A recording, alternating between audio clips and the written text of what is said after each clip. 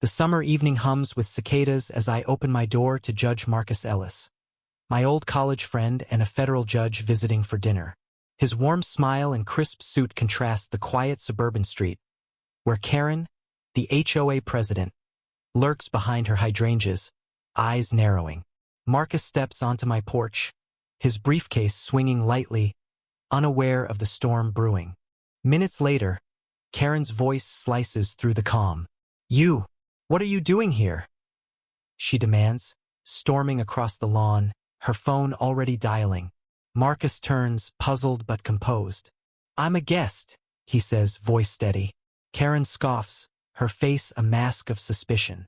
"You don't look like you belong here." My stomach churns. I step forward, explaining he's my friend, a judge, but her eyes glaze over, fixed on Marcus's skin, not his words. By the time the police arrive, neighbors have gathered, their whispers like static.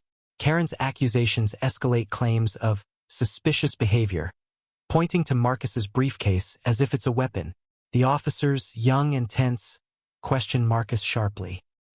He answers with the calm authority of a man who's faced courtrooms, but I see the flicker of hurt in his eyes. I'm livid, shouting at Karen, "He's a federal judge."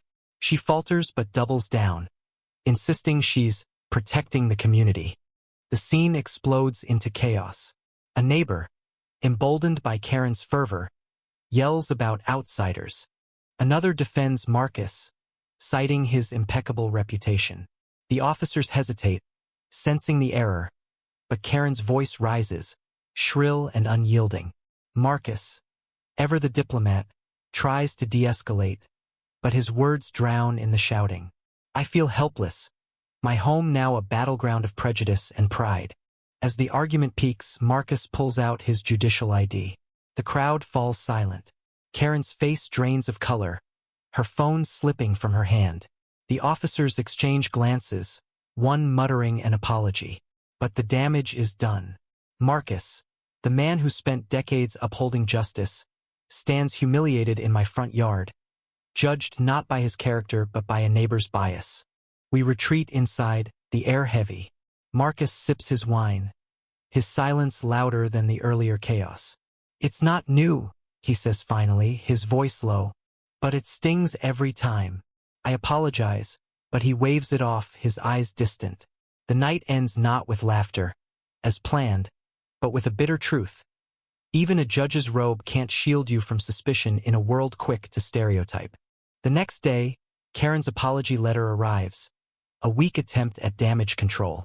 The neighborhood buzzes with gossip, some siding with her vigilance, others appalled by her actions. Marcus leaves, his dignity intact but his faith in community shaken.